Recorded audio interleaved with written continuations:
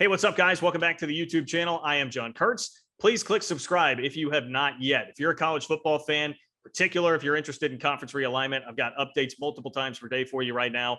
And it really helps me out too if you not only subscribe, but like the videos and comment on the videos. I'll be straight up and honest with you there. I'm not going to try and shield that.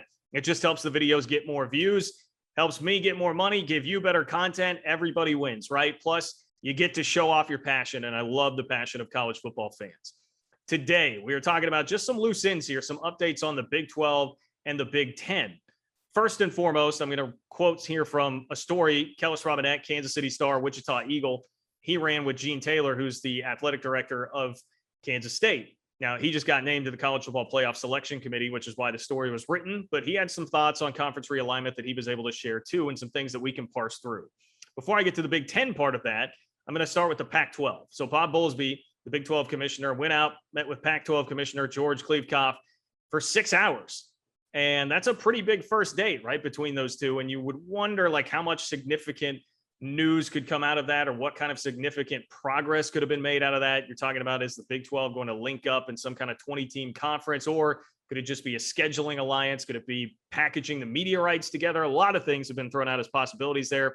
But Gene Taylor told Kellis Robinette, it's way too early to know if those conversations will lead anywhere, and that Bob Bowlesby did not report any news back to Big 12 ADs on Wednesday after that meeting. So that would tell you that there's probably not anything that's going to be coming really quickly on the Big 12, Pac-12 front. And it was more of an info gathering meeting, getting to know you, what you would expect a first date to be. Maybe some of those topics were broached, but I don't think anything serious is happening as of right now based on hearing that. Now, one of the stories earlier this week surrounded the Big 10, more so Kansas, but it was a report from Mike Vernon, and I'm sorry to hit him with the air quotes, but he was on the radio at 610 Sports in Kansas City earlier this week and said Kansas to the Big 10 was imminent. He has now backed off some of that reporting here, and in a tweet, he said KU realignment hearings. Now, first and foremost, he starts it off with, people remain confident this looks good for KU. I mean, look, okay, of course, if you got Kansas sources, I'm sure they're going to say that, but here's the rest of it. He says he'd like to back off the imminent timeline, hand up on me, so he's taking the blame for that. Says the main reason is money, paying $80 million to leave early, not so feasible. I'm going to scoff a bit at saying the main reason is money. That's a huge reason on Kansas' side of it, not being able to pay the $80 million, especially for an athletic department that's been a fiscal mess and a mess in general, really, for the past 10 years. Now they finally have some competency in there, but it's been bad. We talk about Texas and Oklahoma paying that exit fee. Nobody really thinks or talks about, hey, if anybody else is leaving, they have to pay it too. That would be a massive problem for Kansas, who just went into a lawsuit with their former football coach, David Beatty, over like $3 million. And by the way, wound up paying more in litigation fees than what the settlement was. That's the Kansas athletic department right now. 80 mil is not going to be easy to come up with. But he also adds logistics, exit fee, state politics, other Big Ten targets, and the stadium as being hurdles in the way there. Well, the other Big Ten targets, that's the hurdle. The Big Ten is more interested in the Pac-12 and USC, and or if they're going to try and go raid the ACC, Clemson, Florida State. They have bigger fish to fry than worrying about Kansas. What this has all told you is that all of the hurdles that have been talked about here on this channel and by most of us that scoffed at the thought of Kansas leaving right now, that the Big Ten would take Kansas right now, all of that, right, has always been there.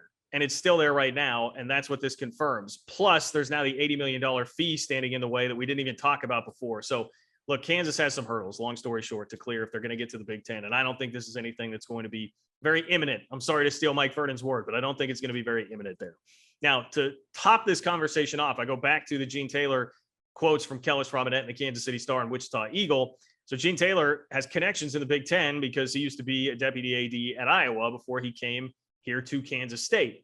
And he told Kellis Robinette, based on conversations with his contacts in the Big Ten, he thinks the league is happy with its current makeup. Quote, they've told me they're not talking to anybody. I think they would be honest enough to tell me if they were looking at expansion, but right now they're telling me, hey, Gene, we have no desire to expand right now. Now, I'm going to say take that with a grain of salt because there are a couple things here. One, even if they had told Gene Taylor that, would he be telling a reporter about that? Probably not. And then if there were something going on, would they be telling Gene Taylor that? I don't know. That I'm kind of 50-50 on. Would they be trying to help him out and give him a heads up, or would they be staying away from that? I don't really know. But when you combine it with Mike Vernon backing off his report about Kansas and the Big Ten, look, I think we can all realize what's going on here. This is not something that's imminent. The Big Ten has bigger fish to fry. They're going to try and figure something else out. There are more chess pieces that have to be moved before Kansas to the Big Ten would become a thing, if it's going to become a thing. So that to me is really just a double whammy for any thought that the Jayhawks are getting there in the near future.